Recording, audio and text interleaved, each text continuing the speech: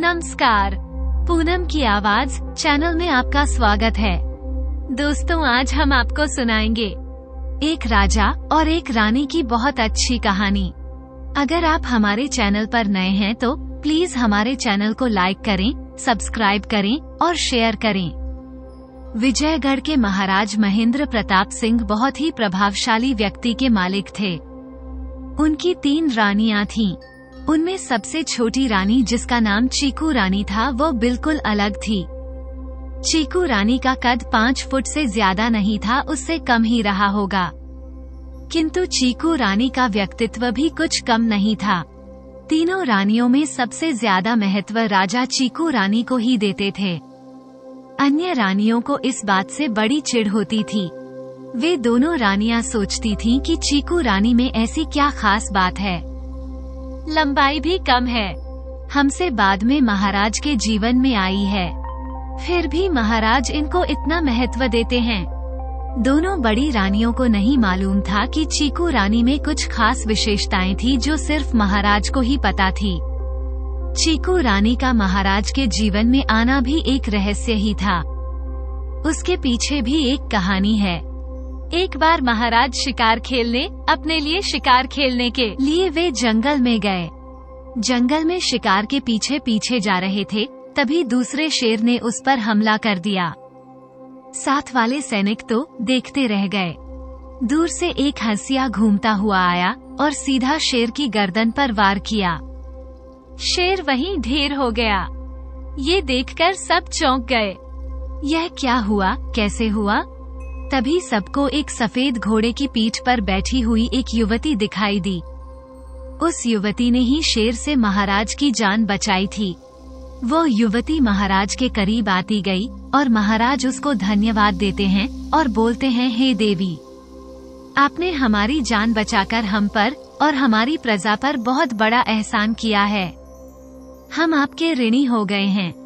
हम ये ऋण उतारना चाहते हैं। इस उपकार के बदले आप हमसे जो कुछ भी मांग सकती हो, मांग लो। आप मुझे 3 वचन दे तो मैं महाराज आपसे मांगू, लेकिन अब वचन देकर मुकर न जाएं। यही महाराज बोले, ऐसी नादानी अगर कोई और करता तो हम कभी क्षमा नहीं करते, किंतु आपने हमारी जान बचाई है, इसलिए हम आपकी इस गलती के लिए क्षमा करते हैं। हम वचन देते हैं। महाराज ने कहा, पहले अपने सैनिकों को हम दोनों से दूर भेजिए ताकि यह हमारी बातचीत सुन न सकें। महाराज ने कहा, ठीक है देवी। राजा ने सैनिकों को आज्ञा दी, वो तुरंत ही राजा की आज्ञा का पालन हो। तुरंत सैनिक वहां से दूर हट गए। महाराज क्रोध में बोलते हैं। सैनिक तुरंत वहां से हट जाते हैं। फिर महाराज युवती से कहते हैं, आप जो मांगेंगे हम निश्चित ही देंगे। वो युवती बोलती है, महाराज मेरा नाम चीकू है, मुझे खाने में चीकू बहुत पसंद है।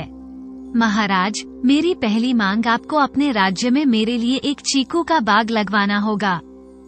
महाराज ने कहा, ठीक है, तुम्हारी पहली मांग हमने मान ली। और दूसरी मांग में वो युवती कहने लगी, महाराज मुझसे आपको विवाह करना होगा। महाराज ने कहा, अच्छा ठीक है। फिर आपने तीसरी मांग। उसने कहा कि तीसरी मांग मेरी यह है कि आप कभी भी मुझसे मेरे परिवार के विषय में नहीं पूछेंगे। दूसरी मांग पर राजा को क्रोध तो बहुत आया, किंतु अपने द्वारा दिए गए वचन के कारण महाराज चुप रहे। महाराज युवती की तरफ देखते हैं और सोचते हैं कि विवाह करने में कोई बुराई नहीं है। अच्छे लंबे कद की युवती है, बहुत ही सुंदर है, और हम राजाओं को तो अनेक विवाह करने की प्रथा भी होती है। फिर कुछ सोचकर सैनिकों को बुलाते हैं। सैनिकों को आदेश देते हैं कि हमारे और इस युवती के विवाह की तैयारी की जाए। सैनिक भी आश्चर्य में राजा को और उस युवती को देखते हैं। सैनिकों को राजा की बात पर बहुत आश्चर्य होता है। महाराज ये क्या बात कर रहे हैं? ये युवती महाराज के योग्य तो बिल्कुल भी नहीं है। कद भी इतना छोटा है, देखने में भी साधारण है। ये कैसा रहस्य था? एक ही युवती राजा और सैनिकों को अलग अलग रूप में नजर आ रही थी। जंगल में विवाह की तैयारियां होने लगी। क्योंकि किसी भी सैनिक की इतनी हिम्मत नहीं थी कि वह राजा से सवाल कर सके। राजा वहीं जंगल में उस युवती से विवाह कर लेते हैं और अपने राज्य की तरफ प्रस्थान करते हैं।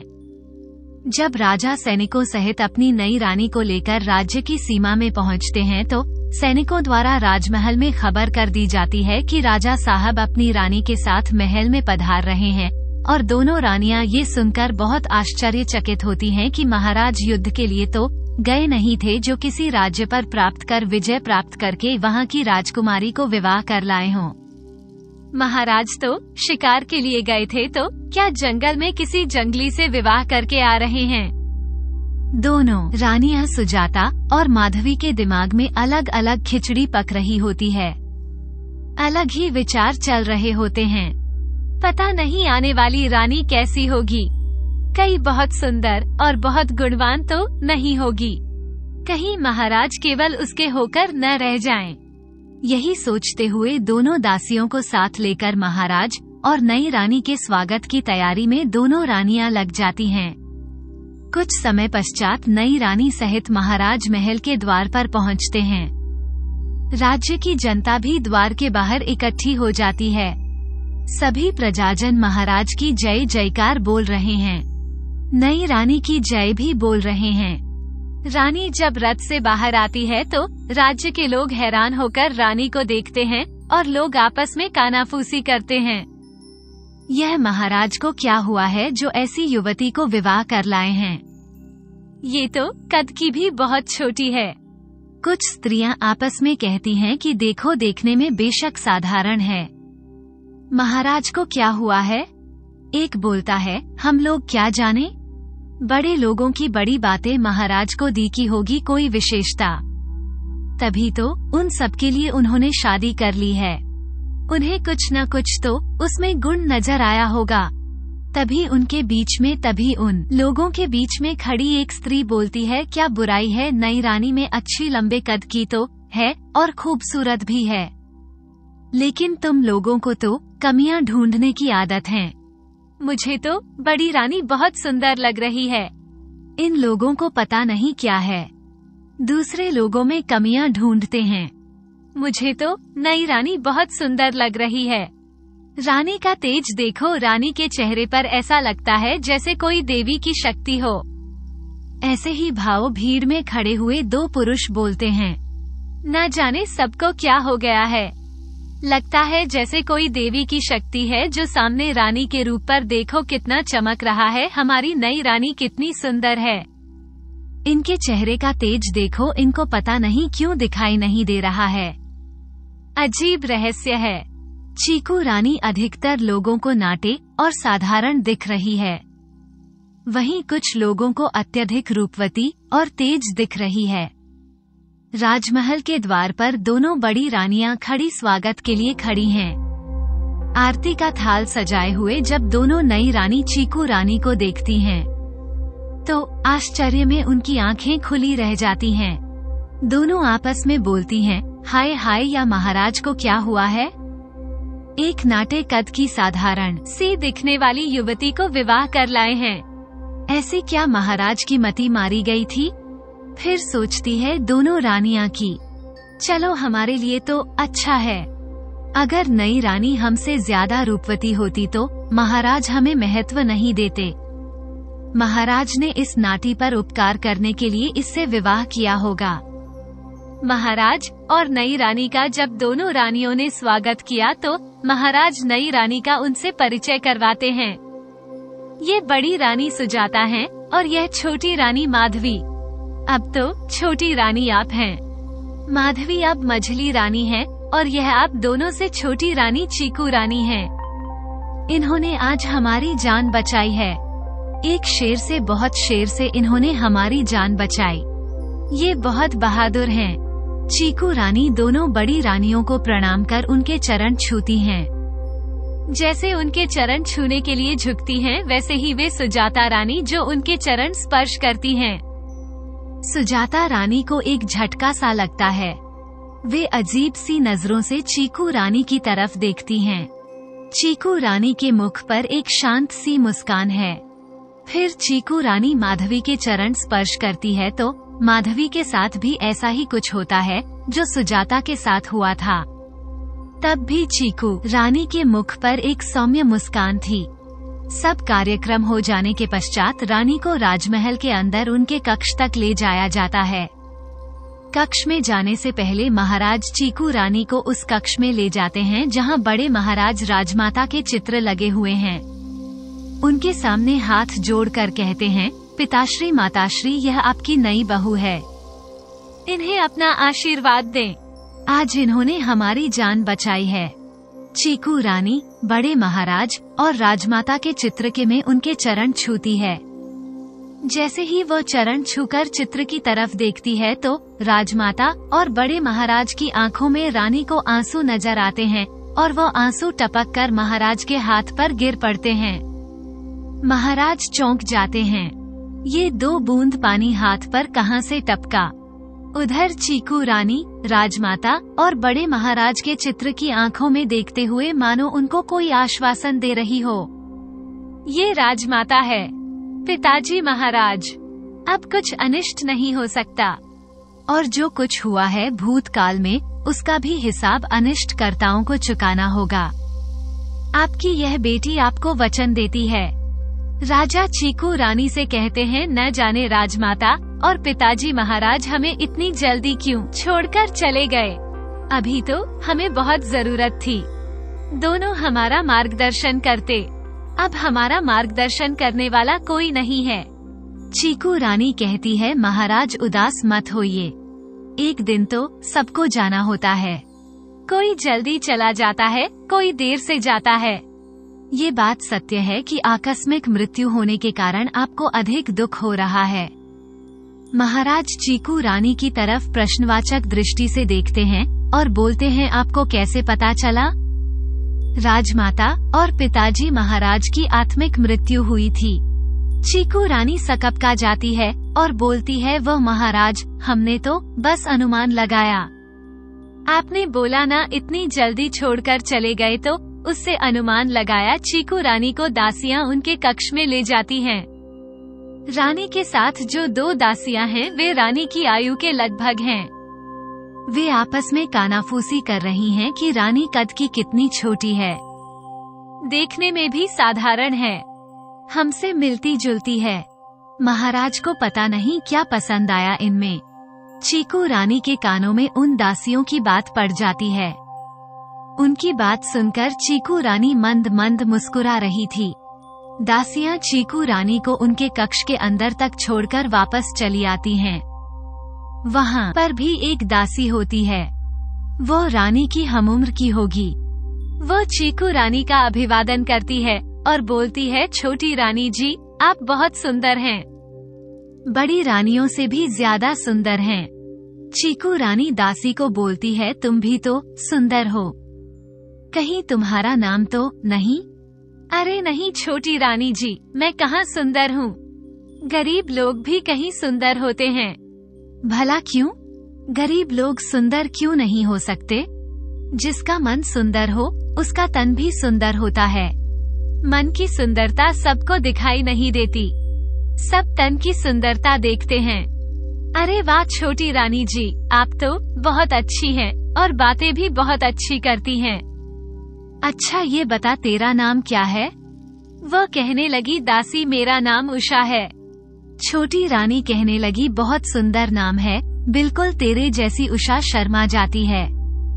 चीकू रानी के कक्ष की सफाई, साफ सफाई उषा के लिए जो नियुक्त किया जाता है कि चीकू रानी का कक्ष की जो साफ सफाई है वह उषा नाम की दासी करती है। राजमहल में आए हुए चीकू रानी को कई दिन हो गए। जिस दिन वह महल में आई थी उस दिन सेनापति द्वारा महाराज को सूचना मिलती है कि इस बार राज्य में फसल अच्छी पैदा हुई है, तो लगान समय पर और पूरा आया है। महाराज इसका श्रेय चीकू रानी के शुभ आगमन को देते हैं कि चीकू रानी के कदम बहुत ही शुभ पड़े हैं। महाराज कहते हैं कि जब से चीकू रानी के कदम महल में पड़े हैं सब अच्छा ही हो रहा है, वरना पिछले कई वर्षों से बारिश भी ठीक नहीं होने की वजह से फसल अच्छी नहीं हो रही थी, लगान पूरा नहीं आता था। ऊपर से किसानों की ऋण की मांग रहती थी। महाराज जी को रानी के व्यवहार और उनके विवेक बुद्धि से प्रभावित होते हैं। अब तो महाराज चीकू रानी से राजनीतिक कार्यों में भी सलाह लेने लगे। इधर दोनों बड़ी रानी सुजाता और माधवी ईर्ष्या से मरी जा रही हैं। उनको लगता है कि यह ठीक नहीं, रानी है या जादूगरनी है, इसने जरूर महाराज पर जादू कर दिया है। इधर दोनों बड़ी रानी उसे नीचा दिखाने की कोशिश में लगी रहती हैं। जरूर इसने महाराज पर कुछ तंत्र मंत्र करती है। वे दोनों सोचती हैं, ऐसे तो हम दोनों का महत्व ही समाप्त हो जाएगा। राजा की नजरों में ये कल की आई बौनी रानी जो सुंदर भी नहीं है, उसने महाराज को हमसे दूर करके रखा है। वे दोनों चीकू रानी को रास्ते से हटाने की योजना बनाने लगती हैं। रात का समय, सब नींद की खुमारी में हैं। सब अपने अपने कक्ष में जाकर सोने की तैयारी कर रहे हैं। आज महाराज चीकू रानी के कक्ष में ही हैं। महाराज सो चुके हैं, किंतु चीकू रानी को नींद नहीं आ रही होती है। तभी बाहर से कुछ आवाज आती है। चीकू रानी को जो आवाज सुनाई देती है, ऐसा लगता है किसी के कदमों की आहट है। रानी खिड़की से देखने का प्रयास करती है, किंतु कुछ दिखाई नहीं देता। चीकू रानी धीरे धीरे बाहर निकलती है। दबे दबे कदमों से महल के गलियारे में चलती जाती है। तभी फिर से कोई आवाज चीकू रानी को सुनाई देती है तथा तभी चीकू रानी देखती हैं, मझली रानी के कक्ष में कोई बाहर निकल रहा है। लेकिन ये क्या? ये तो मझली रानी है, किंतु ये रात के सन्नाटे में कहाँ जा रही है? मझली रानी गलियारे से होती हुई बगीचे की तरफ जा रही है। चीकू रानी भी दबे पांव मझली रानी का पीछा करने लगती है। तभी बगीचे में दूसरी ओर से सेनापति आता है। मझली रानी झपटकर सेनापति के गले लग जाती है। काफी देर तक सेनापति के गले लगी रहती है। तत्पश्चात दोनों साथ साथ बगीचे से होते हुए बावड़ी की तरफ बढ़ जाते हैं। चीकू रानी दबे पांव उन दोनों का पीछा कर रही है, किंतु चीकू रानी के चेहरे पर आश्चर्य के कोई भाव नहीं है। ऐसा लगता है जैसे चीकू रानी इन सब बातों से पहले से ही जानती हो, केवल इनकी पुष्टि करना चाहती हो। रानी, माधवी और सेनापति बावड़ी की तरफ जाकर कहीं गायब हो जाते हैं। चीकू रानी बहुत देखने का प्रयास करती है, किंतु वहाँ कई दरवाजे हैं। चारों तरफ अंधेरा है तो कुछ दिखाई नहीं दे रहा। काफी प्रयास करने पर भी कुछ दिखाई नहीं दिया। चांद की हल्की सी चांदनी में सिर पर दरवाजे तो दिख रहे हैं, किंतु दीवारों और पेड़ों की परछाई के कारण कौन से दरवाजे के अंदर रानी, माधवी और सेनापति गए हैं, ये दिखाई नहीं पड़ रहा।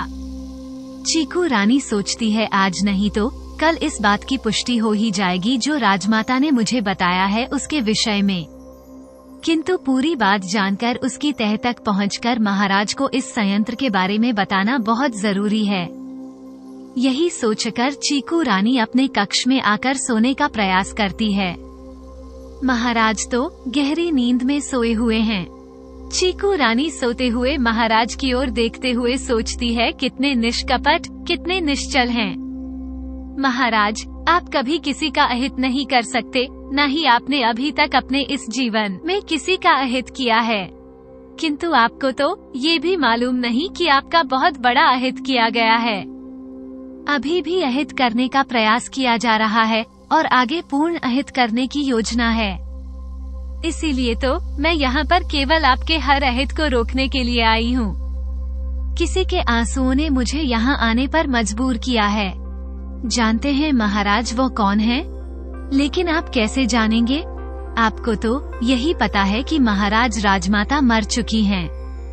नहीं महाराज, राजमाता मरी नहीं हैं। वो तो जीवित हैं। यह क्या कर रही है चीकू रानी? ये कैसा रहस्य है? चीकू रानी राजमाता से कम मिली। राजमाता तो अब इस दुनिया में नहीं है। फिर चीकू रानी को ऐसे ऐसे कैसे कह रही है कि राजमाता जीवित है? अब चीकू रानी जो अगले दिन सुबह चीकू रानी राजा महेंद्र प्रताप सिंह से राजमाता और बड़े महाराज की मृत्यु के विषय में पूछती है। महाराज, आपसे एक बात पूछिए। छोटी रानी। महाराज पिताजी, महाराज की मृत्यु कैसे हुई? हाँ छोटी रानी, हम बताते हैं उनकी मृत्यु कैसे हुई। पिताजी, महाराज ने जब राज्य का सब कार्यभार मुझे सौंप दिया तो उनके जीवन में ऐसा कुछ करने को नहीं रहा। पिताजी महाराज को शिकार का बहुत शौक था। राज्य का कार्यभार संभालते हुए भी महाराज अक्सर शिकार के लिए जाते थे। राज्य के कार्यभार से मुक्त होने के पश्चात महाराज और अधिक शिकार पर जाने लगे। एक दिन पिताजी महाराज शिकार के लिए निकले। सैनिक भी उनके साथ ही थे। महाराज किसी कारणवश एक शिकार के पीछे घोड़ा दौड़ाते हुए अधिक दूर निकल गए। सभी सैनिक पीछे रह गए। जंगल बहुत घना था। सैनिक पीछे रह गए, लेकिन महाराज उन्हें कहीं दिखाई नहीं दिए। सैनिकों को सुबह से शाम हो गई। उनको तलाश करते करते और वे उन्हें कहीं नहीं मिले। रात में घने जंगल में तलाश करना बहुत कठिन हो रहा था, तो सेनापति और सैनिकों ने वहीं जंगल के बाहर डेरा डाल दिया ताकि सुबह होते ही पिताजी महाराज की तलाश की जा सके। सुबह होते ही फिर से तलाश शुरू हुई। काफी तलाश करने के पश्चात जंगल में एक शव मिला। शव की स्थिति अत्यधिक भयानक थी। जंगली जानवरों ने शव को क्षत विक्षत कर रखा था। पहचानना बहुत कठिन था, किंतु मिले हुए शव पर महाराज के जैसे वस्त्र और हाथ में महाराज की खानदानी पहचान वाली मुद्रिका थी। उस समय यही लगा कि यही महाराज का ही शव है, जिन पर किसी जंगली जानवर ने हमला कर डाला, जिससे उनकी मृत्यु हो गई। तत्पश्चात महाराज के शव को राज्य में लाया गया और उनका अंतिम संस्कार किया गया। छोटी रानी, हम तो बिल्कुल टूट गए थे पिताजी महाराज के देहांत के पश्चात। ऐसा लग रहा था जैसे हम अनाथ हो गए। फिर राजमाता ने हमें समझाया कि पुत्र, आप एक राजा हैं। राजा के ऊपर बहुत से दायित्व होते हैं। यदि आप स्वयं को इस प्रकार शोक की भट्टी में झोंक देंगे तो प्रजा का क्या होगा? हमारा क्या है? जैसे तुमने अपना पिता खोया है, वैसे ही हमने भी अपना सुहाग खोया है। हम भी तो अकेले हो गए। अब तो हमारा भी दायित्व आप पर ही है। हम भी बूढ़ी हो चुकी हैं। हमसे भी अब दुखों वाली बातें बर्दाश्त नहीं होती, परंतु केवल आपके लिए, आपके बच्चों के लिए हमने स्वयं को संभाल रखा है। वाह, ये हमारा भी दायित्व अब बढ़ गया है। अब आपके पिताजी महाराज नहीं रहे, तो जब आपके पति महाराज थे तब हम सहज थे। तब से हमने स्वयं से संकल्प किया कि हमारा प्रथम दायित्व हमारी प्रजा है। प्रजा को हमें खुशहाल रखना है। और राजमाता की मृत्यु कैसे हुई महाराज? छोटी रानी ने महाराज से पूछा। महाराज कहने लगे, राजमाता की मृत्यु भी एक घटना के कारण हुई।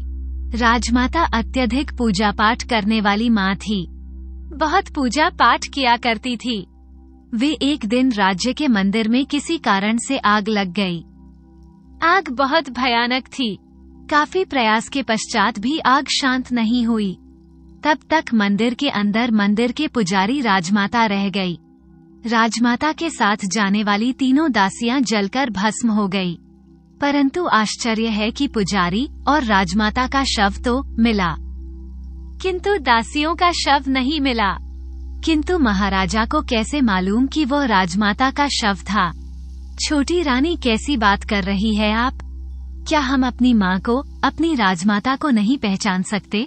और फिर उनके शव पर वही वस्त्र थे जो राजमाता ने पहने हुए थे। उनसे पहचाना, और राजमाता के हाथ में भी खानदानी पहचान वाली मुद्रिका थी। महाराज मंदिर में क्या उस वक्त कोई और नहीं था? मेरा मतलब राज्य के लोग भी तो मंदिर जाते होंगे। नहीं रानी, वो मंदिर सिर्फ राजघराने के लोगों के लिए था। अन्य किसी को भी उस मंदिर में जाने की आज्ञा नहीं थी। राजमाता के जाने के पश्चात तो हम अत्यधिक व्याकुल हो गए, बिल्कुल अनाथ हो गए। अब हम पूरी तरह से अनाथ हो गए हैं। पिताजी महाराज के जाने के पश्चात राजमाता ने हमें संभाल लिया था, किंतु राजमाता की मृत्यु के पश्चात ऐसा लगा कि यह जीवन तो व्यर्थ है। फिर हमें राजमाता की कही गई बात याद आई कि राजा का जीवन अपनी प्रजा के लिए होता है। उसके सुख दुख सब प्रजा के लिए होते हैं। यदि राजा शोकाकुल रहेगा तो प्रजा को कौन देखेगा? हम फिर से अपने राज्य के राजकाज में लग गए। जी महाराज, आपने सही कहा। पहले अपना राज्य और प्रजा जरूरी है महाराज। अब तो काफी समय हो गया हमें यहाँ आए। हमारा चीकू का बगीचा तो तैयार हो गया होगा। हाँ छोटी रानी, हमने विशेष बीज मंगवाया था चीकू का, जिसकी फसल 1 वर्ष में तैयार हो जाती है। किंतु रानी, यह चीकू का बाग ही क्यों? कोई अन्य फल क्यों नहीं? महाराज, हमें चीकू बहुत पसंद है। आपने देखा होगा हम फलों में सबसे ज्यादा चीकू खाते हैं। चलिए छोटी रानी, बातों में काफी समय चला गया। आज राजकुमार अधिराज प्रताप सिंह भी आने वाले हैं। उनके गुरुकुल की शिक्षा पूर्ण हो गई है। महाराज अधिराज प्रताप सिंह आपके ज्येष्ठ पुत्र हैं। हाँ, बड़ी रानी महारानी सुजाता के और हमारे पुत्र, और मझली रानी की संतान मझली रानी, और हमारा एक पुत्र और है। उसका नाम शोभित राज सिंह है। वह भी गुरुकुल में शिक्षा प्राप्त करने के लिए गया हुआ है। उसकी भी शिक्षा, जो अभी 4 वर्ष की शिक्षा शेष है। छोटी रानी, आप भी राजकुमार के स्वागत की तैयारी करिए। आप भी तो उनकी छोटी माँ हैं। जी महाराज, अवश्य। चीकू रानी दोनों बड़ी रानियों के पास जाती है, किंतु उसको बड़ी रानी सुजाता दिख नहीं रही। परंतु मझली रानी माधवी कहीं सुजाता तो दिखाई दे रही है, लेकिन मझली रानी नहीं दिखाई दे रही। बड़ी दीदी, छोटी दीदी दिखाई नहीं दे रही हैं। वे कहाँ हैं? तब वे कहती हैं कि मझली दीदी बगीचे में फूल चुनने के लिए गई हैं, क्योंकि राजकुमार अधिराज आने वाले हैं। उनके स्वागत की तैयारी के लिए वे बगीचे से फूल चुनने के लिए गई हैं। जी दीदी, मुझे बताया महाराज ने। दीदी, क्या हम भी जाएं? बगीचे में फूल चुनवाने के लिए, या फिर आपके साथ कोई कार्य कराएं? बड़ी रानी सोचती है आज इसे लड्डू बनवा कर देखा जाए। बड़ी होशियार बनती है। हाँ दीदी, हम लड्डू बनवा देंगे। हे भगवान, मैंने तो इसे अभी बोला भी नहीं। इसने कैसे सुन लिया? कहीं ये कोई जादूगरनी तो नहीं? मन की बात पने वाली रानी ने मन में सोचा, नहीं दीदी, हम जादूगरनी नहीं हैं। हमें तो लगा कि लड्डू तो बनते ही हैं जब कोई अपना कोई आता है या अतिथि कोई आता है। हे भगवान, इसने फिर मेरे मन की बात पढ़ ली। सुजाता रानी घबराहट में चीकू रानी से बोलती है, छोटी रानी, आप बगीचे की तरफ जाइए। चीकू रानी बगीचे की तरफ जाती है। वहाँ उसको कोई नजर नहीं आता। पूरे बगीचे में घूमती है। फिर एक दासी फूल तोड़ती नजर आती है। चीकू रानी दासी से पूछती है कि मझली दीदी कहाँ है? रानी, छोटी रानी जो अभी भी यही है। मझली रानी जी मालूम नहीं कहाँ चली गई हैं। अभी तक तो यही थी। हो सकता है बावड़ी की तरफ गई हो। ठीक है, तुम फूल चुनो, मैं देखती हूँ। चीकू रानी बावड़ी की तरफ जाती है। वहाँ उनको कोई दिखाई नहीं देता। जब वो वापस बगीचे की तरफ मुड़ती है, तभी उनको कुछ आवाज और आहट सुनाई देती है। चीकू रानी बावड़ी के नीचे की तरफ जाती है तो देखने में इतने दरवाजे हैं, सब बंद हैं। वो हर दरवाजे को देखती है। सब ऐसे लग रहे हैं जैसे काफी समय से बंद। किंतु ये क्या? छोटे दरवाजे के बाहर कुछ कदमों के चिन्ह दिख रहे हैं, किंतु दरवाजे तक जाने के हैं, वापस आने के नहीं हैं। चीकू रानी दरवाजे को खोलने के लिए उसकी तरफ हाथ बढ़ाती है। तभी पीछे से वो दासी आ जाती है। छोटी रानी जी, चलिए, राजकुमार आते होंगे महल में। राजकुमार अधिराज के स्वागत की तैयारियां पूरे जोर शोर से चल रही हैं। चीकू रानी ने बड़ी रानी के साथ मिलकर लड्डू भी बनवा दिए। वैसे तो इतनी दासियां हैं लड्डू बनवाने के लिए, किंतु एक माँ का दिल जो है मैं, इसलिए रानी अपनी संतान के लिए न जाने क्या क्या बनाना चाहती है। चीकू रानी कहती हैं, मझली दीदी, हम तो आपको देखने के लिए बगीचे में गए थे। आप हमें वहाँ दिखाई नहीं दी। कहीं भी चारों तरफ हमने देखा। मछली रानी कहती है, छोटी थी, तुम क्यों देख रही थी हमें? चीकू रानी कहने लगते हैं, बस यूं ही दीदी, हमने सोचा कि हम आपके साथ फूल चुनवा देंगे। और वह गहरी दृष्टि से माधवी की तरफ देखते हुए चीकू रानी कहती है। लेकिन इस समय मछली रानी का चेहरा बिल्कुल सपाट है, उस पर कोई भाव नजर नहीं आए। उनके चेहरे पर तभी बाहर से जय जयकार की आवाज सुनाई देने लगती है। तभी बड़ी रानी कहती है, लगता है मेरा पुत्र आ गया। चीकू रानी कहती हैं, हाँ दीदी, राजकुमार की जय जयकार हो रही है। तभी चीकू रानी को फूलों की टोकरी लेकर आते हुए एक दासी दिखाई देती है, किंतु ये दासी तो पहले कभी राजमहल में मैंने देखी नहीं है। चीकू रानी अपने मन में सोचती है। दासी पास में आती है और माधवी से पूछती है कि यह छोटी रानी या फूलों की टोकरी कहाँ रख दूं? माधवी रानी बोलती है, शन्नो, अब हम छोटी रानी नहीं हैं, अब हम मझली रानी हैं। छोटी रानी तो ये है चीकू रानी सन्नो। चीकू रानी की तरफ अजीब सी नजरों से देखकर अभिवादन करती है। ये कौन? चीकू रानी सन्नो की तरफ गहरी नजर से देखते हुए पूछती है। मझली रानी कहती है, छोटी रानी, ये हमारी सेविका है शन्नो, ये हमारे विवाह के समय से हमारे साथ है, क्योंकि हमारे मायके से हमारे साथ आई थी हमारी सेवा के लिए। चीकू रानी देखती है कि सन्नो बहुत ही खूबसूरत दासी है, किंतु ये क्या? इसके मस्तक पर काला निशान क्या है?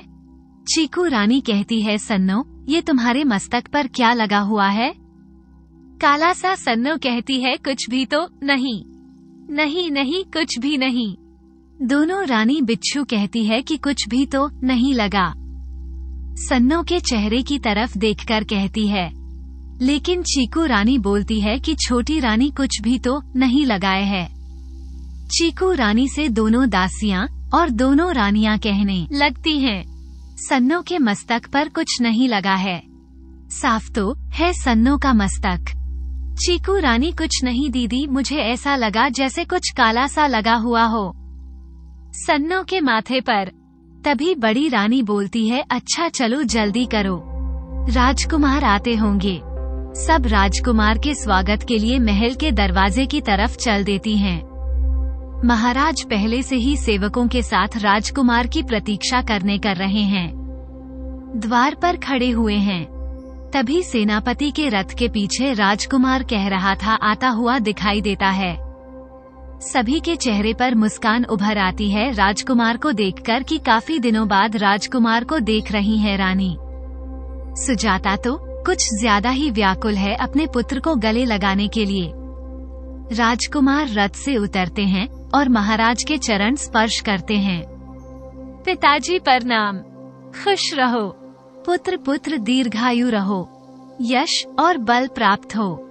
महाराज आशीर्वाद देते हैं और राजकुमार अधिराज को गले लगाते हैं। फिर राजकुमार अपनी माता सुजाता के चरण स्पर्श करता है, पर माताश्री माँ अपने बेटे को गले लगाते हुए कहती है, मेरा पुत्र यशस्वी हो, दीर्घायु हो, किसी को भी इसकी नजर, किसी की भी इसको नजर न लगी। मेरा पुत्र अपने गले से माउस को लगा लेती है और अपनी आँख के काजल से छोटा सा टीका उसको लगाते हुए बोलती है कि अपनी छोटी माँ को प्रणाम करो। वो माधवी को प्रणाम करता है। माधवी आशीर्वाद देते हुए बोलती है, पुत्र, अब हम तुम्हारी छोटी माताश्री नहीं है, हमारा भी अब ओहदा ऊंचा हो गया है, अब हम तुम्हारी मझली माता हो गए हैं। राजकुमार हैरानी से माधवी की तरफ देखता है। रानी माधवी कहती है, पुत्र, ये है छोटी रानी चीकू रानी और आपकी छोटी माता श्री राजकुमार। चीकू रानी के पैर छूते हुए प्रणाम करता है। छोटी माता श्री प्रणाम। चीकू रानी राजकुमार को आशीर्वाद देते हुए कहती है, दीर्घायु पुत्र, अच्छे इंसान बनो, सबका भला करो और हमें सिर्फ छोटी माँ बोलो, रानी नहीं। राजकुमार अधिराज सिंह बोलते हैं, आप तो बहुत सुंदर छोटी माँ और बहुत अच्छी भी हो। मझली रानी थोड़ा मुंह बनाती है और राजकुमार के मुख से चीकू रानी की प्रशंसा सुनना उन्हें अच्छा नहीं लगता। तभी सन्नो, जो फूलों की टोकरी लेकर खड़ी है, बोलती है, महारानी, राजकुमार को फूलों का हार तो पहनाया ही नहीं आपने। अरे हाँ, सुजाता रानी कहती है, लाओ लोहार लाओ। सन्नो टोकरी से महारानी सुजाता की तरफ कर देती। रानी जैसी टोकरी से हार उठाकर राजकुमार को पहनाने के लिए बढ़ती है, तभी टोकरी में से एक काला नाग निकलकर राजकुमार के पैरों के पास गिर जाता है। वो राजकुमार को डसने ही वाला होता है कि चीकू रानी बड़ी फुर्ती से उसे उठाकर दूर फेंक देती है। सभी बहुत घबरा जाते हैं। महारानी सुजाता तो भरी उसकी तो आंखों के सामने ही जो घूम जाता है कि मेरा तो पुत्र भी सांप काट ले, तो वो बहुत घबरा जाती है। चीकू रानी के सामने हाथ जोड़कर खड़ी हो जाती है, आंखों में आंसू भर लाती है और कहती है, चीकू रानी, आपने तो अपनी जान की परवाह न करते हुए मेरे पुत्र की जान बचाई है। चीकू रानी कहती है, अरे बड़ी रानी, आप क्या कह रही हैं? वो मेरा भी तो पुत्र है। चीकू रानी कहती, दीदी, अब हम भी तो राजकुमार की माँ हैं। इस समय हमने केवल एक माँ का फर्ज निभाया है, हमने कोई उपकार नहीं किया किसी पर। महाराज भी प्रशंसा भरी नजर से चीकू रानी की तरफ देखते हैं और कहते हैं, अच्छा अच्छा, चलो सब अंदर चले। महाराज के आदेश पर सभी फिर से राजमहल के अंदर चले जाते हैं। आज तो महल में राजकुमार के स्वागत के लिए तरह तरह के स्वादिष्ट भोजन बनाए गए हैं। तीनों माताएं अपनी अपनी पसंद से बनाया हुआ भोजन राजकुमार को बड़े प्यार से खिलाती हैं। भोजन के अंत में लड्डू सब राजकुमार के सामने आते हैं। जब राजकुमार उन लड्डुओं को खाते हैं तो कहते हैं, अरे वाह माता श्री, लड्डू तो बड़े पसंद हैं और बड़ी टेस्टी बने हैं। इसलिए तो कहती है उसकी माँ, हमने लड्डू बनाए क्योंकि हमारे राजकुमार को बहुत पसंद है। रानी सुजाता कहती हैं, बेटा, ये चीकू रानी ने बनाए, बड़े प्यार से बनाए हैं। वे बड़े स्नेह से चीकू रानी की तरफ देखती है। आज न जाने क्यों महारानी को चीकू रानी बहुत सुंदर और तेजोमय लग रही है, क्योंकि यह सब रानी सुजाता के दिल में चीकू रानी के प्रति सकारात्मक भाव के कारण हो रहा है। हाँ माता रानी, लड्डू बहुत स्वाद हैं। राजकुमार लड्डू खाकर बोलते हैं, छोटी माँ, आपने बहुत स्वादिष्ट लड्डू बनाए, आप बहुत अच्छी हैं। अरे वाह, हमें तो कभी अच्छी नहीं कहा राजकुमार आपने रानी। माधवी तुरंत बोल दी, मझली माँ, आप भी बहुत अच्छी हैं। राजकुमार बोलते हैं, सब भोजन से खा करके जब अपने अपने कक्ष में चले जाते हैं। उधर चीकू रानी सोच रही है कि इस प्रकार फूलों की टोकरी में सांप का होना कोई साधारण बात नहीं है, कुछ तो रहस्य है। कहीं ये राजकुमार अधिराज को मारने का कोई यंत्र तो नहीं था। चीकू रानी सोचती हैं, आज महाराज तो राजकुमार के साथ व्यस्त रहेंगे, आज मैं अपने आवश्यक कार्य पूर्ण कर लेती हूँ, यह मेरे लिए महत्वपूर्ण समय है। तभी महाराज आ जाते हैं और चीकू रानी महाराज से पूछते, महाराज जी। छोटी रानी चीकू रानी कहती हैं, महाराज, आज हम अपने माता पिता से मिलाएं।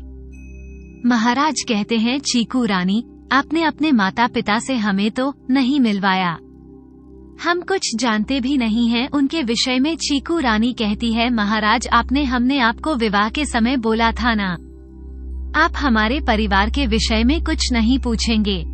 महाराज कहते हैं, किंतु छोटी रानी चीकू रानी कहती, महाराज, समय आने पर हम सब स्वयं अपने आप आपको बता देंगे। महाराज कहते हैं, ठीक है छोटी रानी, हमें आप पर पूरा भरोसा है, आप बहुत समझदार हैं। चीकू रानी, महाराज, तो फिर क्या हम चले जाएं? महाराज कहते हैं, हाँ हाँ, आप जा सकती हैं छोटी रानी, आप संध्या तक वापस तो आ जाएंगी। चीकू रानी कहते, जी महाराज, प्रयास करेंगे कि हम शाम तक वापस आने का। महाराज से आज्ञा लेकर चीकू रानी अपने माता पिता से मिलने चली जाती है। उनके माता पिता जंगल में कुटिया बनाकर रहने वाले भील जाति के मुखिया हैं, किंतु चीकू रानी भी उनकी स्वयं की संतान नहीं है। उनको तो चीकू रानी जंगल में बेहोश पड़ी मिली थी, जिसके पीछे एक विचित्र कहानी है। भील मुखिया की कोई संतान नहीं थी, तो चीकू रानी को उन्होंने अपने पास रख लिया। अपने घर में अपनी बेटी बनाकर चीकू रानी जंगल में अपने माता घर, अपने माता पिता के पास पहुंच जाती है। चीकू रानी को देखकर उसके माता पिता बहुत खुश होते हैं। फिर वो अपने माता पिता से पूछती है, बाबा अब उनका स्वास्थ्य कैसा है? चीकू रानी के पिता बोलते हैं, पुत्री सुधार तो उनकी सेहत में बहुत है और अब वे आंखें भी खोलने लगी हैं। थोड़ा सही से सही दिखने भी लगा उनको और भूख भी लगने लगी है और स्वयं उठने का प्रयास भी करती हैं। किंतु वो फल उनके लिए अति आवश्यक है, वे यहाँ कम ही मिल पाते हैं। उस फल के कारण ही स्वास्थ्य में इतना सुधार हुआ है, किंतु अब वो कहाँ से मिलेगा, कैसे व्यवस्था करें? उस फल की चीकू रानी कहती है, बाबा कुछ समय की बात है, फल खूब हो जाएंगे, कोई कमी नहीं रहेगी फल की, क्योंकि फल का बगीचा तैयार हो रहा है। चीकू रानी की माँ कहती है, ये तो बहुत अच्छी बात है बिटिया, हमें तो उनकी बहुत चिंता रहती है, क्योंकि उनके कारण ही तो हमें मिली है, वरना हम तो निःसंतान ही मर जाते। चीकू रानी कहती है, माँ जो मनुष्य की किस्मत में लिखा हो वो मिलता ही है, अच्छा हो या बुरा, मेरा आपकी बेटी बनना आपकी किस्मत में लिखा था, तो मैं बेटी बनकर अवश्य ही आती किसी न किसी प्रकार से आपके जीवन में। किंतु चीकू रानी कहती है, माँ अच्छा माँ, मैं उनसे मिलने शाम के समय मुझे वापस भी जाना है, महाराज ने बोला है वापसी के लिए और आज राजकुमार भी आए हुए। चीकू रानी की माँ कहती है, ठीक है बेटी, तो उनसे जाकर मिल ले। चीकू रानी कुटिया में अंदर प्रवेश करती है तो चारपाई पर जो राजमाता लेटी हुई है उन्हें देखकर राजमाता बड़ी प्रसन्न होती हैं कि इतनी बीमार होने के बावजूद भी उनके चेहरे पर कितना तेज है, कितना सौम्यता नजर आती है। चीकू रानी अंदर जाकर उनको प्रणाम करती है। प्रणाम राजमाता। राजमाता इशारे से चीकू रानी को आशीर्वाद देती हैं। उनकी आँखों के कोरों में हल्का सा पानी आ जाता कि भीग जाती है राजमाता की आँखें। चीकू रानी को देखते ही राजमाता जो उसे देखकर आँखों में आंसू भर लाती हैं। राजमाता दुखी न हो, आपके कष्टों का समय पूरा होने वाला है, आप बहुत जल्दी अपने राजमहल वापस जाएंगी, ये मेरा आपसे वादा है। राजमाता के चेहरे पर एक हल्की सी मगर बहुत ही दुख भरी मुस्कान उभर आती है। चीकू रानी कहती हैं, राजमाता आपके पुत्र जो आपके पोते हैं अधिराज सिंह गुरुकुल से आ गए हैं, अब उनको शस्त्र विद्या सीखने के लिए आचार्य के पास जाना होगा। कुछ समय के लिए राजमाता के चेहरे की मुस्कान अब गहरी तथा कम पीड़ा वाली हो जाती है। अपने पौत्र के विषय में, अधिराज के विषय में सुनकर राजमाता फिर इशारे से चीकू रानी से अपने छोटे बेटे जो पुत्र है पौत्र है पोता शोभित राज उसके विषय में पूछती हैं। चीकू रानी कहती है, राजमाता उनकी शिक्षा पूर्ण होने में अभी समय लगेगा, उनसे तो हम अभी तक मिले भी नहीं हैं। राजमाता आपका स्वास्थ्य कैसा है, आपको भूख लगती है ना? ठीक से वैद्य जी आते हैं ना प्रतिदिन देखने?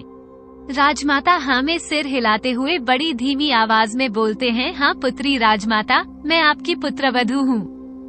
राजमाता फिर धीमी आवाज में बोलती है, पुत्रवधू भी तो पुत्री होती है। राजमाता की आवाज बहुत धीरे से निकलती है।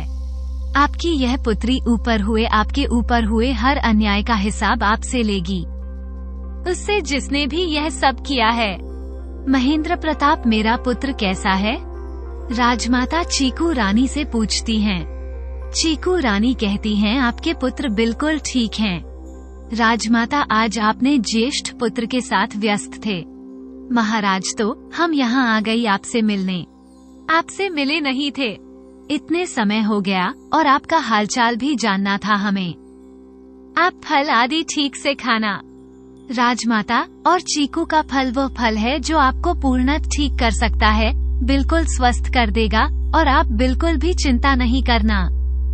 चिंता तो चिता के समान होती है, यह आप जानती हैं। राजमाता कहती हैं, हाँ पुत्री, मैं जानती हूँ, तभी वैद्य जी आते हैं। चीकू रानी वैद्य जी को प्रणाम करती है। वैद्य जी कहते हैं, खुश रहो पुत्री, सदा सुखी रहो, आपका सुहाग अटल रहे। चीकू रानी बैद जी से कहती है कि अभी कितना समय लगेगा इन्हें पूरी तरह ठीक होने में। बैद जी कहते हैं ठीक तो ये हो गई है, किंतु कोई गम, कोई मन की पीड़ा है जो इनको खाई जाती है, जो इन्हें पूरी तरह से ठीक नहीं होने दे रही है। चीकू रानी कहती है बैद जी अपने परिवार से दूर होना ही सबसे बड़ा गम है, सबसे बड़ी पीड़ा है। बैद जी कहते हैं ये बात तो है पुत्री। चीकू रानी कहती है बैद जी हमें जल्दी जाना होगा, आप बताएं कि कोई और बात तो नहीं है या किसी चीज की आवश्यकता तो नहीं है। बैद जी कहते हैं नहीं पुत्री, बस नियम से यह फल खिलाते रहो, इनको ये जल्दी ही स्वस्थ हो जाएंगी। चीकू रानी कहती है जी बैद जी। बैद जी कहते हैं पुत्री अब हम चलते हैं।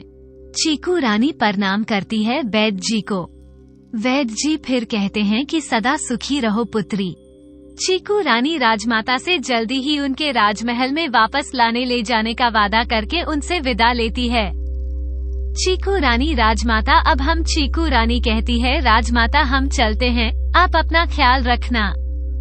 राजमाता बोली ठीक है पुत्री, आप भी अपना ख्याल रखना। चीकू रानी अपने माता पिता से आज्ञा लेकर विदा होती है। 2 दिन के पश्चात राजमहल में चीकू रानी के कक्ष में महाराज कहते हैं छोटी रानी आपके माता पिता कैसे हैं? चीकू रानी कहती है ठीक है महाराज। महाराज आप महाराज बोलते हैं, यदि आपकी इच्छा थी तो और रह सकती थी, आप हुआ? चीकू रानी बोली नहीं महाराज, सबसे मिल तो रहकर करना भी क्या था, अभी मेरा यहाँ रहना अति आवश्यक है। महाराज कहते हैं हाँ छोटी रानी, आपके बगैर हमारी तबीयत भी नहीं लगती, न जाने आपने क्या जादू कर दिया हम पर। चीकू रानी कहती है महाराज हमने तो कोई जादू नहीं किया, ये तो आपका बड़प्पन है जो आप हमें इतना मान देते हैं। महाराज कहते हैं नहीं छोटी रानी, आप सम्मान की हकदार हैं। आप जब से आप हमारे पास आई हैं तब से एक सकारात्मक ऊर्जा हमारे चारों तरफ घूमती है, प्रफुल्लित वातावरण हमारा बन गया है। चीकू रानी कहती हैं अच्छा महाराज एक बात बताइए। महाराज कहते हैं पूछ छोटी रानी, क्या पूछना है? चीकू रानी कहती है महाराज ये बावड़ी की तरफ इतने सारे दरवाजे क्यों बने हुए हैं? ऐसा ही होता है बावड़ी के आसपास, मैंने कभी इतनी बड़ी बावड़ी नहीं देखी।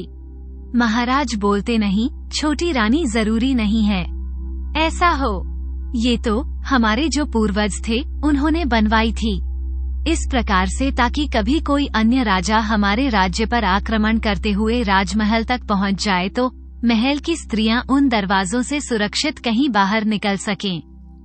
महाराज उन दरवाजों से कैसे सुरक्षित निकला जा सकता है?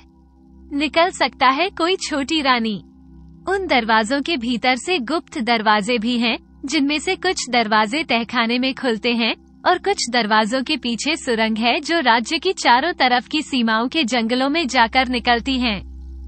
वहाँ पर भी सुरक्षा की दृष्टि से खुलने वाले दरवाजे गुप्त स्थान पर ही खुलते हैं।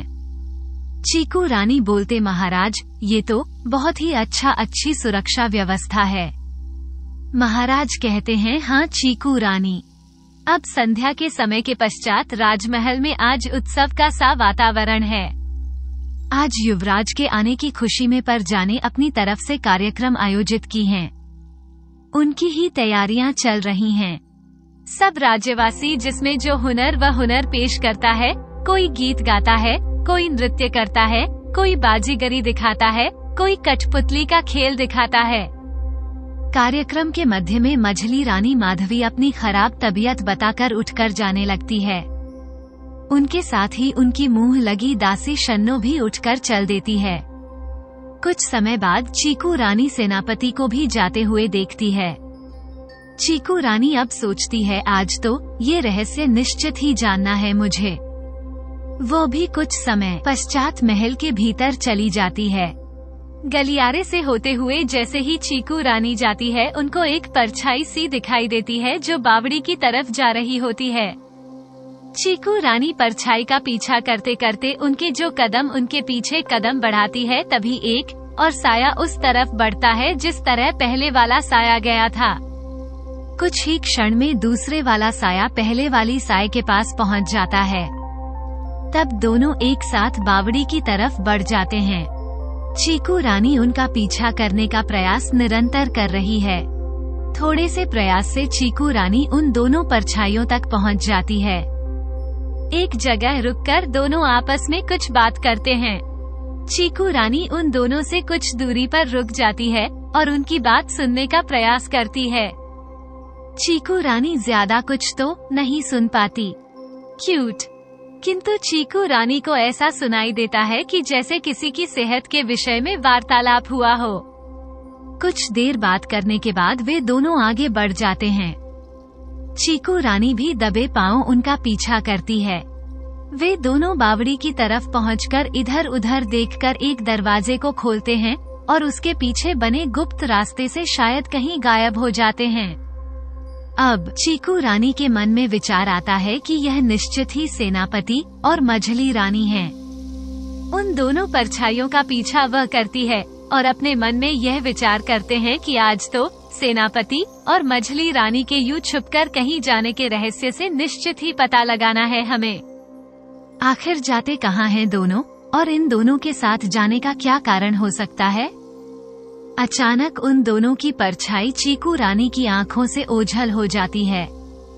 चीकू रानी को पहले तो ये समझ ही नहीं आता कि दोनों आखिर कहाँ चले गए, किंतु फिर उनकी दृष्टि दीवार पर बने एक चित्र पर जाती है। उस चित्र पर जैसे एक कुएं जैसी आकृति बनी हुई होती है जो बाकी के बने हुए पूरे चित्रों से उभरी हुई सी लग रही होती है। चीकू रानी सोचती है निश्चित ही एक गुप्त दरवाजे को खोलने की चाबी होगी। चीकू रानी कुछ समय खड़े रहकर प्रतीक्षा करती है। वह देखना चाहती है कि आखिर वह दोनों कब वापस आएंगे, कितने समय में आते हैं, ये देखना भी आवश्यक है। करीब आधे घंटे के पश्चात उन दोनों के आने की आहट सुनाई देती है। चीकू रानी बड़ी सतर्कता से छुपकर खड़ी हो जाती है क्योंकि वो बहुत सावधान है कि थोड़ी सी भी गलती हो गई तो सारा काम चौपट हो जाएगा। वे दोनों भी आपस में धीरे धीरे बात करते हुए कि दोनों पर किसी की नजर न पड़ जाए। ये बात करते हुए वो तेजी से बावड़ी से निकलकर बगीचे से होते हुए गलियारे में पहुंच जाते हैं। चीकू रानी को जब ये तसल्ली हो जाती है कि दोनों चले गए तो चीकू रानी गुप्त दरवाजे को खोलने के लिए उस चीनी की तरफ बढ़ती है। चीकू रानी पहले तो उसको दबा कर देखती है, कुछ नहीं होता।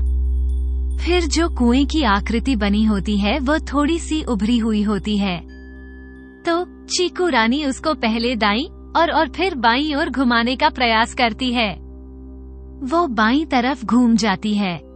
आकृति में थोड़ा सा घूमते ही दीवार के दाहिनी तरफ एक झिरी सी दिखाई देने लगती है। चीकू रानी आकृति को थोड़ा और घुमाती है तो दीवार में दिखने वाली झिरी थोड़ी और बड़ी दिखाई देने लगती है। चीकू रानी उसको पूरा घुमाती है तो एक बड़ा दरवाजा सामने दिखाई देने लगता है। चीकू रानी उस दरवाजे के भीतर प्रवेश करती है। भीतर प्रवेश करते ही क्या देखती है कि दीवार पर एक मसाल लगी हुई है। उसमें थोड़ा आगे चलकर सीढ़ियां हैं जो शायद तहखाने में जाती हैं। तहखाने की सीढ़ियों के पास वैसा ही चित्र बना हुआ है जैसा बाहर दरवाजे को खोलने के लिए बना हुआ था। चीकू रानी उस बने हुए चित्र को दाईं तरफ घुमाती है तो वो दरवाजा बंद हो जाता है। फिर चीकू रानी सीढ़ियों से होते हुए नीचे तहखाने में चली जाती है जहाँ फिर एक गलियारा होता है। गलियारे से होती हुई वो एक कक्ष में पहुँच जाती है। वहाँ किसी के कराहने की आवाज चीकू रानी को सुनाई देती है।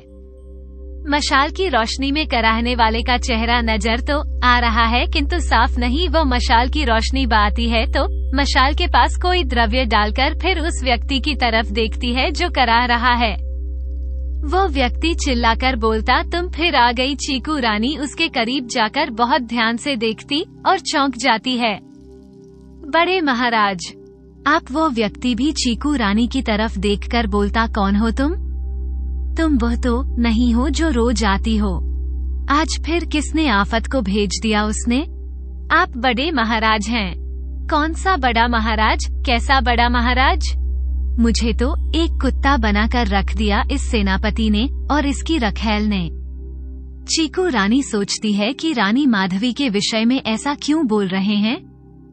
बड़े महाराज, पिताजी महाराज, मैं आपकी छोटी पुत्रवधू चीकू रानी हूँ। हमारी पुत्रवधू जी, पिताजी महाराज, आपके पुत्र ने हमसे अभी कुछ समय पहले विवाह किया है और हम किसी अहम उद्देश्य के लिए यहाँ आए हैं। महाराज बोलते हैं, किस उद्देश्य की बात कर रहे हैं आप? अब हम आप यहाँ नहीं रहेंगे, आप हमारे साथ चलेंगे। चीकू रानी बड़े महाराज को कंधे का सहारा देकर उठाते हुए बोलती है। फिर महाराज को अपने कंधे का सहारा देकर साथ लेकर चल देती है। धीमी गति से चलते हुए छुपते छुपाते बड़े महाराज को वहां ले आती है जहां कार्यक्रम अभी भी चल रहा होता है। मंच पर किसी नाटक का मंचन हो रहा था। चीकू रानी चलते नाटक के बीच बड़े महाराज को लेकर पहुंच जाती है। सबकी दृष्टि अचानक नाटक से हटकर उनके ऊपर पड़ती है।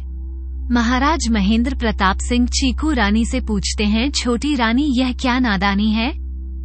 नाटक के मंचन के मध्य में आप किसको लेकर मंच पर आ गई हैं? महाराज चीकू रानी से बोलते हैं तो महाराज चीकू रानी कहती है, ध्यान से देखिए कौन है और आज क्या स्थिति हो गई है इनकी। महाराज ध्यान से चीकू रानी के साथ आए व्यक्ति को देखते हैं। मंच पर खड़े व्यक्ति को देखकर एक साथ कई लोग चौंक जाते हैं, जिनमें सेनापति भी है और रानी माधवी भी आ गई है। वह भी चौंक जाती हैं। महारानी सुजाता भी आश्चर्यचकित है और महाराज के आश्चर्य का तो कोई ठिकाना ही नहीं है। लेकिन ये क्या?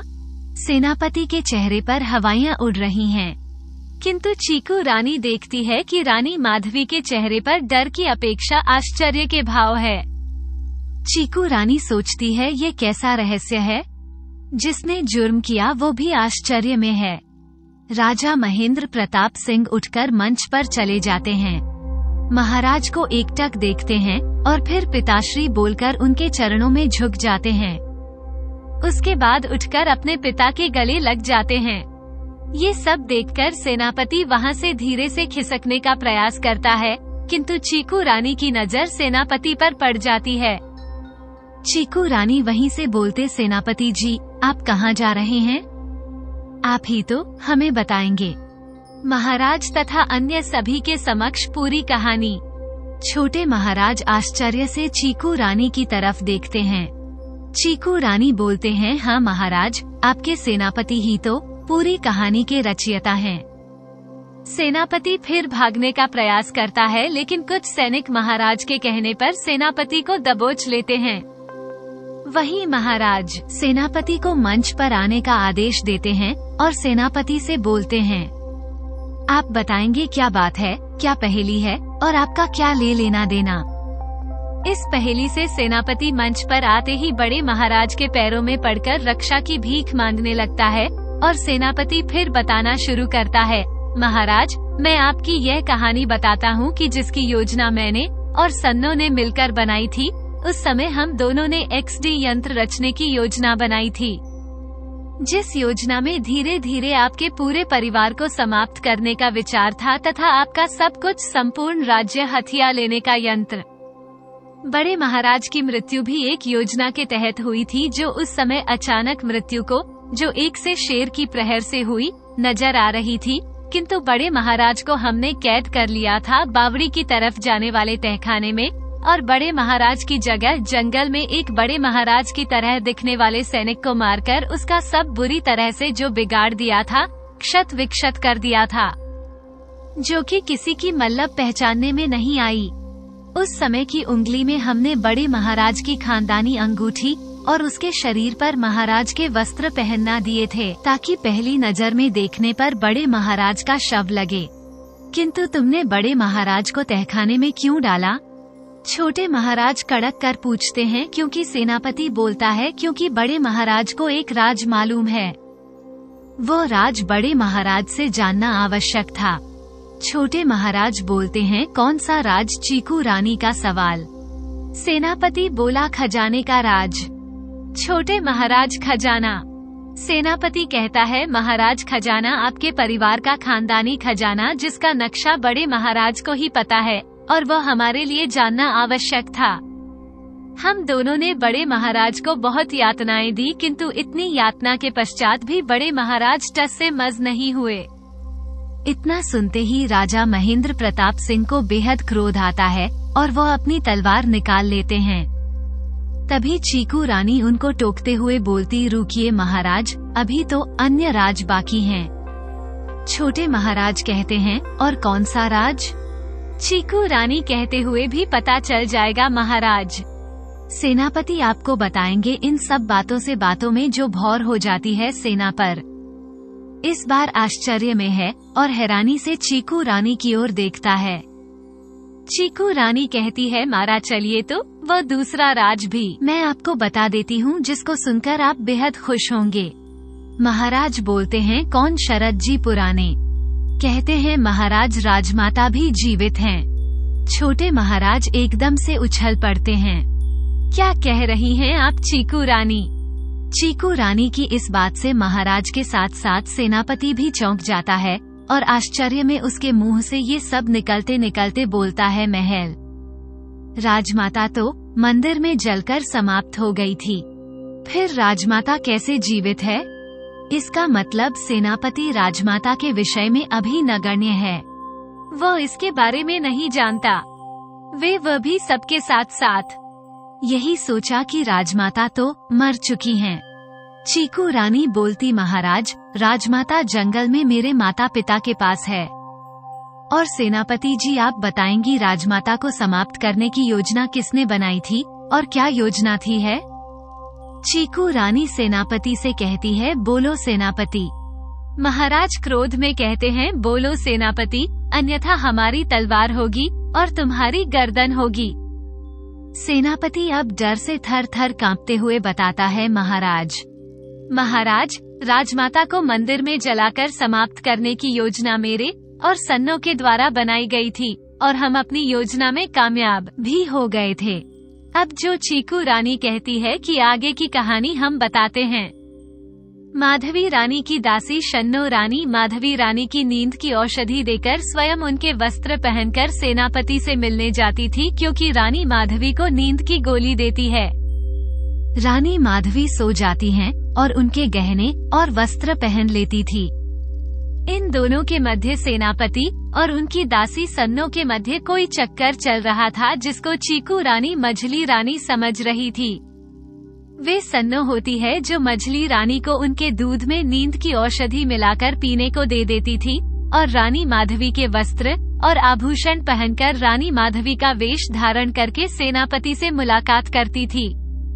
उस दिन जब राजमाता मंदिर जा रही थी तो इन दोनों की योजना राजमाता की चहेती दासी प्रभा ने सुन ली थी और मंदिर में राजमाता को बता दिया कि सेनापति और सन्नो ने आपको समाप्त करने की योजना बनाई है।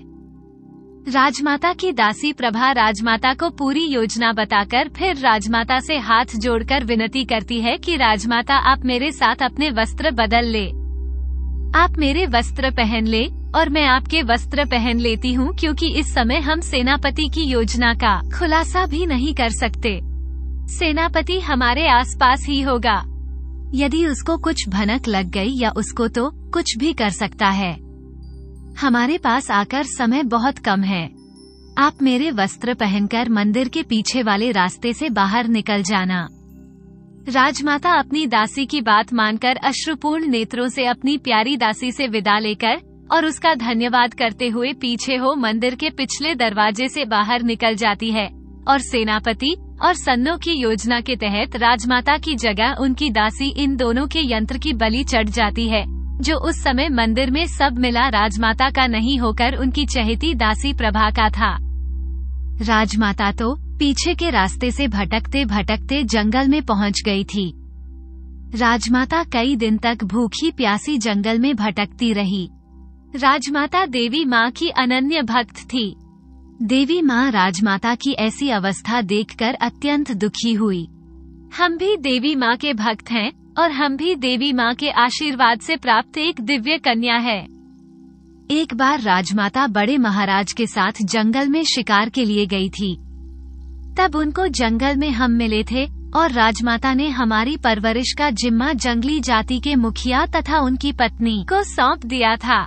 उन्होंने ही हमारी परवरिश की है। फिर उस दिन राजमाता भी भटकते हुए मुखिया जी यानी हमारे पिताश्री को मिल गई। तब से राजमाता हुई हैं और उनका इलाज चल रहा है। चीकू का बाग भी हमने उनके लिए ही लगवाया है। वैद्य जी ने उनको चीकू का नियमित सेवन करने के लिए कहा है। प्रतिदिन चीकू के सेवन से पूर्ण स्वस्थ होंगी। देवी माँ ने स्वयं प्रकट होकर यह कार्य हमें पूर्ण करने के लिए कहा था। राजा महेंद्र प्रताप सिंह चीकू रानी के सामने हाथ जोड़कर खड़े हो जाते हैं और बोलते हैं, देवी आप धन्य हैं, आपने हमारे माता पिता हमें लौटा दिए। उसके पश्चात राजमाता को राजमहल लाया जाता है। सेनापति के साथ दासी सन्नों को भी हाथ काटकर उनके दोनों को काल कोठरी में डाल दिया जाता है। रानी माधवी ने स्वयं अपनी दासी सन्नों के हाथ काटकर उसके कर्मों की सजा उसे दी। चीकू रानी आज राज्य के हर नागरिक की अत्यंत सुंदर तेजोमय रानी लग है। सबकी चहेती रानी है चीकू रानी, जिसको देवी माँ का विशेष आशीर्वाद प्राप्त था। उनको जो जैसी नजर से देखता है वैसी ही उन्हें दिखाई देती थी, क्योंकि जैसी व्यक्ति की धारणा होती है वैसी ही वो बन जाती थी। चीकू रानी का असली नाम अवनिका था, किंतु रानी ने राजमहल में आने से पहले देवी माँ की आज्ञा से अपना नाम बदलकर चीकू रख लिया था। दोस्तों, इस कहानी से हमें हमारा यही शिक्षा मिलती है कि बुरी नीयत और बुरे कर्म का परिणाम हमेशा अत्यंत दुखदायी होता है। अगर आपको हमारी कहानी पसंद आई हो तो प्लीज हमारे चैनल को ज्यादा से ज्यादा लाइक करें, सब्सक्राइब करें और शेयर करें। वीडियो को अंत तक देखने के लिए आपका बहुत बहुत धन्यवाद।